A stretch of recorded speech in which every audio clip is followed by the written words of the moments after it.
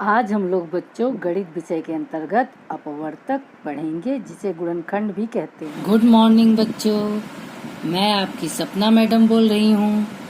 बच्चों, आप सब कैसे हैं?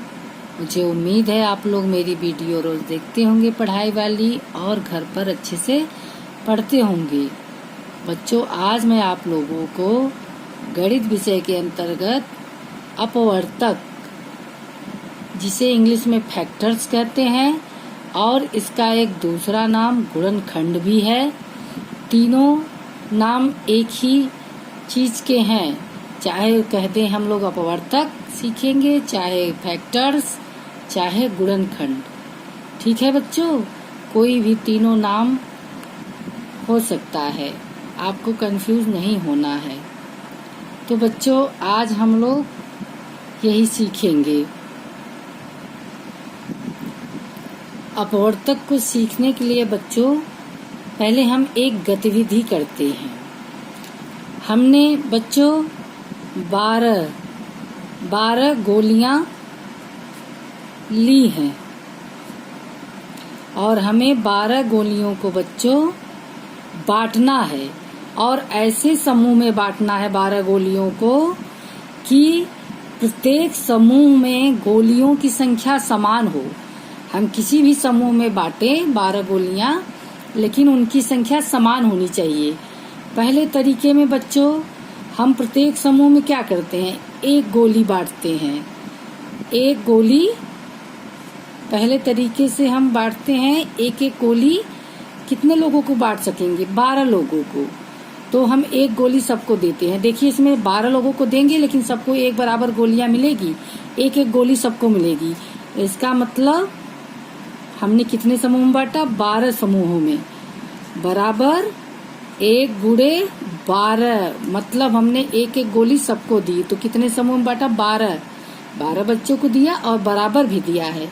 ठीक है बच्चों, दूसरे तरीके से हम इन 12 गोलियों को कैसे बांट सकते हैं, समूह भी होना चाहिए और बराबर मात्रा में उन लोगों को गोलियां भी मिलनी चाहिए। दूसरे तरीके में हम कैसे बांटते हैं कि बराबर हो।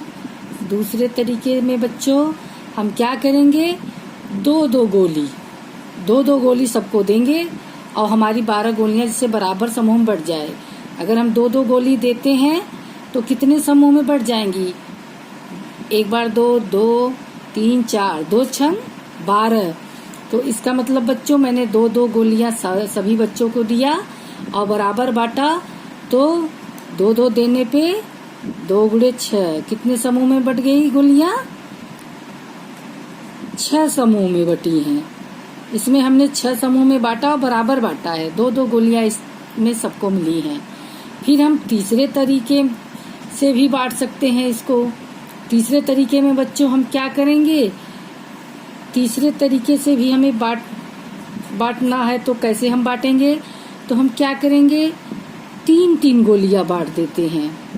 3 गोलियां बांटेंगे तो 4, 3 चौक 12।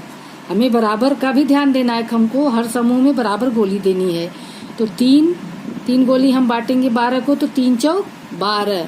इसका मतलब बच्चों 3 गुणे 4 बराबर 12। हमने 4 समूहों में बांटी, तो एक एक को कितनी गोलियां पड़ी, एक एक को 3 गोलियां पड़ी, और बराबर भी मिली। तो 3 चौक 12।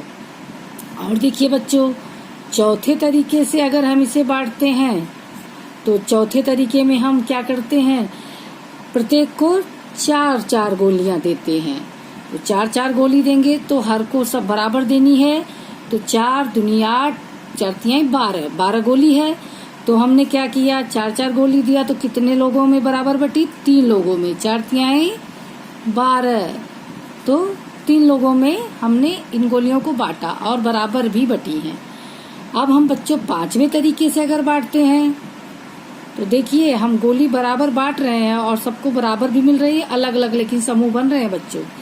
5वें तरीके से अगर हम बांटेंगे, तो 5वें तरीके में बच्चों यहाँ पे केवल 2 समूह बन पाएंगे, क्योंकि हम एक एक लोग को दे देते हैं कितनी गोली, 5 जगह 5 दूनी 10 होगा, तो नहीं सही हो रहा है। 6 गोली अगर हम देते हैं तो कितने लोगों को बांट पाएंगे? 2 लोगों को केवल। तो 6 गुणे 2, क्योंकि 6 दूनी 12 होता है।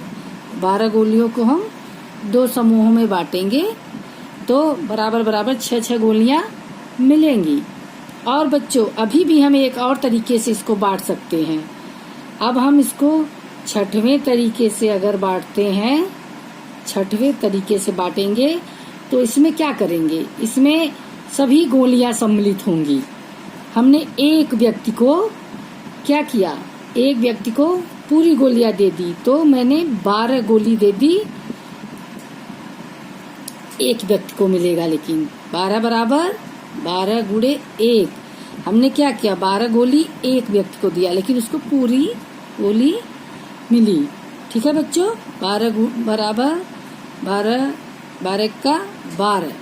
ठीक है बच्चों, तो हमने 12 गोलियों को देखिए 6 तरीके से बांटा और प्रत्येक समूह को बराबर भी गोलियां मिली। तो हमने देखा बच्चों कि प्रत्येक समूह 12 का क्या हुआ? गुणनखंड हुआ बच्चों। हमने 6 तरीकों से बांटा और सबको प्रत्येक समूह में बराबर बराबर भी बांटा, अंतर नहीं था। और तो बच्चों क्या हुआ? जबकि प्रत्येक समूह क्या हुआ? 12 का गुणनखंड हुआ, क्योंकि यह 12 के बराबर टुकड़े करता है। इसमें जितना भी हमने बांटा है देखिए बराबर टुकड़े हो रहे हैं। देखिए 3 दिया तो 4 टुकड़े हुए, 3 चौक 12, 4 दिया तो 3 टुकड़े हुए, 4 तिहाई 12, 6 दिया तो 2 टुकड़े हुए, 6 दूनी 12, और 12 एक को दिया तो 12 का 12 एक टुकड़ा हुआ। और पहले में क्या हुआ था? 1 दिया तो 12 टुकड़े हुए थे, दूसरे में 2 दिया था तो 6 टुकड़े हुए थे। लेकिन हमने बराबर बांटा बच्चों, तो ये क्या हुए? ये हमारे 12 का सब गुणनखंड, ये संख्याएं क्या हुई? 12 के सभी गुणनखंड हुए, क्योंकि बराबर टुकड़े करते हैं बच्चों। तो हम कह सकते हैं कि 12 के अपवर्तक हैं। तो हम क्या कह सकते हैं कि 12 के अपवर्तक हैं। 12 के अपवर्तक हैं,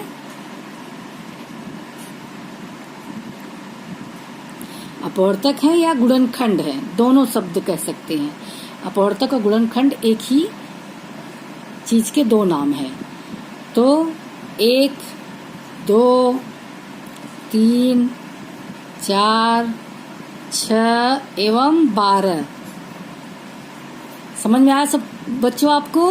12 का सबसे छोटा अपवर्तक क्या हुआ बच्चों? 1, क्योंकि हमने जब बांटा था तो 1 बांटा था ना, तो सबसे छोटे संख्या में बांटा था। तो 12 का सबसे छोटा अपवर्तक गुणनखंड क्या हुआ? 1। इससे छोटा गुणनखंड इसका नहीं हो सकता, क्योंकि 1 को हम 12 बार गुणा करेंगे तो 1 बराबर में 12।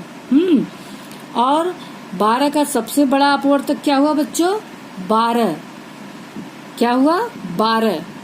ठीक है बच्चों, इसी प्रकार जब 2 संख्याओं को आपस में गुणा करते हैं तो प्राप्त संख्या उनका गुणनफल कहलाती है। तो प्राप्त संख्या उनका क्या कहलाती है? गुणनफल। जैसे 6 गुणे 3 बराबर 18। ठीक है बच्चों, यहाँ 6 और 3 का गुणनफल कितना है? 18 है। और 6 और 3 18 के गुणनखंड कहलाएंगे। ये क्या है? 18 के गुणनखंड हैं। और गुणनखंड को अपवर्तक भी कहते हैं बच्चों, इंग्लिश में फैक्टर्स कहते हैं। ठीक है बच्चों, मेरे ख्याल से आप लोगों को अपवर्तक समझ में आ गया होगा। और आप लोग इस वीडियो को बार बार देखिएगा और इसको समझने की कोशिश करिएगा। न समझ आए तो मैं आप लोगों को फिर से एक बार और बताऊंगी। और बच्चों आप लोग ये बात ध्यान दे लीजिए कि प्रत्येक संख्या का सबसे छोटा अपवर्तक 1 तथा सबसे बड़ा अपवर्तक वह संख्या स्वयं होती है, तथा कोई भी अपवर्तक संख्या से बड़ा नहीं हो सकता है।